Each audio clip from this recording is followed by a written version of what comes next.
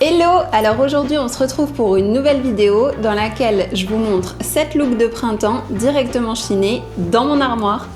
Avant de commencer, je vous souhaite la bienvenue sur la chaîne. Ici, on parle mode 100% vintage et seconde main. Alors n'hésitez pas à vous abonner si vous êtes fan de vintage ou alors si vous avez envie d'un dressing un peu plus responsable.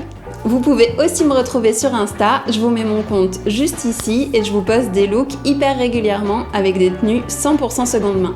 Maintenant, on va pouvoir commencer avec nos 7 looks printaniers. Je commence avec ce blazer noir et blanc pied de poule que j'adore. Je l'ai trouvé en friperie et depuis je le quitte plus. Ce qui est hyper chouette, c'est sa coupe oversize qui permet de le mettre avec plein de pièces différentes. J'adore le porter avec des jeans, mais aussi sur des shorts ou sur des robes. Pour le coup, comme il est noir et blanc, vous pouvez l'accorder avec plein d'imprimés différents. Vous pouvez tenter par exemple avec des fleurs, c'est canon, ou alors avec un imprimé léopard ou des t-shirts rock. Bref, il y a plein de combinaisons à faire avec ce type de pièces. J'enchaîne avec différents t-shirts à motifs. Vous allez voir, il y en a dans plusieurs looks. Pour le coup, le t-shirt à motifs, c'est ma passion. Si vous me suivez sur Insta, vous avez dû déjà le remarquer. J'adore ça. Je trouve que c'est hyper cool pour décaler un look qui serait peut-être un peu trop sérieux et puis pour rajouter une touche de motif. Pour le coup, c'est assez compliqué à trouver en vintage et souvent c'est cher quand on trouve des vrais t-shirts à motifs vintage. Donc les miens, je les trouve en seconde main sur Vinted la plupart du temps. Pour continuer, j'ai choisi cette robe noire et blanche à fleurs qui est vintage. Pour le coup, ce que j'ai trouvé chouette dans cette pièce, c'est que même si elle est vintage, comme l'imprimé est noir et blanc, ça le rend relativement moderne. Elle est assez facile à porter. Je peux l'associer par exemple à une veste en jean et des baskets sans souci. Et si j'ai envie d'être un peu plus classe, je rajoute une belle ceinture et des talons et ça passe nickel. On enchaîne avec une pièce un peu plus tricky, celle-ci elle risque de ne pas plaire à tout le monde. Je vous parle de cette chemise en jean neige oversize avec des perles brodées.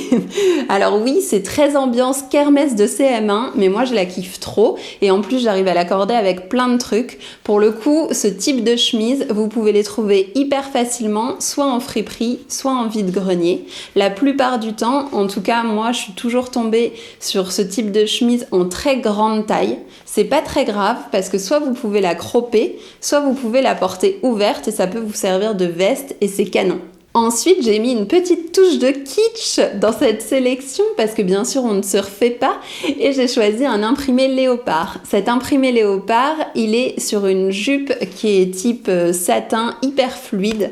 Pour le coup, elle est super agréable à porter, que ce soit avec des baskets ou des talons. Et en plus, ce qui est hyper cool, c'est que je la mets aussi bien l'hiver avec des collants opaques que l'été. Donc ça c'est top parce que pour le coup ça permet d'avoir des pièces qui vont vous durer pendant toutes les saisons plutôt que d'avoir un dressing d'hiver et un dressing d'été.